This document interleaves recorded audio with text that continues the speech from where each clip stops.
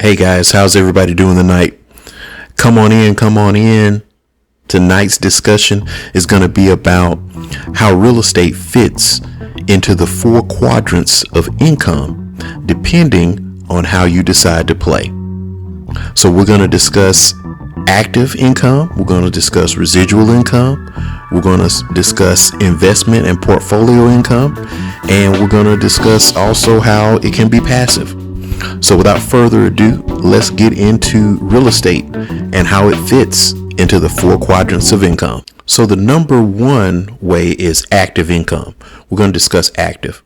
So if you're doing short-term rentals, you're doing management, you're a real estate agent, you're actively flipping or wholesaling property, or if you're rehabbing or remodeling property, that's considered active income. So there's a time component involved that you must put in to actually realize a return on your money.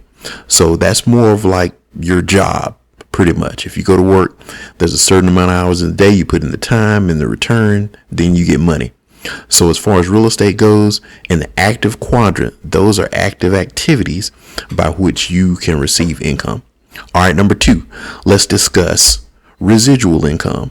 So residual is described as doing an activity one time and being paid multiple times after you've taken that one action. Renting out a single family home, that is going to be residual income derived from that. Whether that's multifamily or you decide to have a commercial property, maybe you have a triple net lease on it, that's going to be residual income. If you sign a lease for 5, 10, 15 years, or maybe it's a little bit more rare, but a absolute triple net lease, those are ways to lease property where the tenant or lessee has the responsibility for most of the requirements of that property. Now you can structure your team around any of these, even the ones we talked about before in the active income, if you hire a manager to do some of those things, but that's more money coming out of your pocket. So the next one we're going to discuss, number 3, is going to be portfolio and investment income. So after you've made some money, you might want to decide to put that money to work for you. So normally, or it used to be, that you had to be an accredited investor. So you had to make an initial investment of $100,000 to play in this game. More companies have made that available to people with, regular money. I don't know what you want to call regular money. I like big money, so that I want to make that regular for me. But if you want to invest, as little as $500, some of them don't even have a bottom line or minimum amount that you have to do, like Fundrise or CrowdStreet. They'll let you allow to pool your money, and it's backed in real estate, and they'll pay you dividends quarterly on whatever you decide to park in those funds or REITs. You might decide to become a limited partner for someone that is doing rehabs or remodels.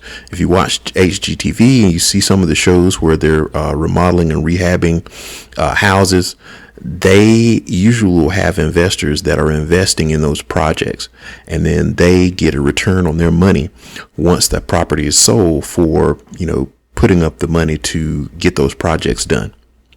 So that leads me to our final quadrant of income, and that's passive income. And I want to talk about purely passive income.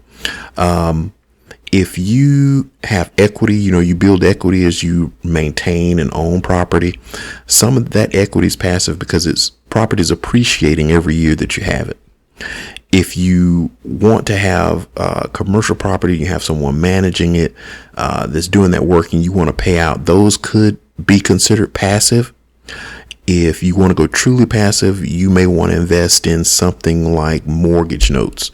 So if you invest in mortgage notes and it's going to pay you for the next 10, 15, 20, 30 years, that is truly passive income. You do something one time and it's going to pay you now, henceforth, into the future, residually and passively.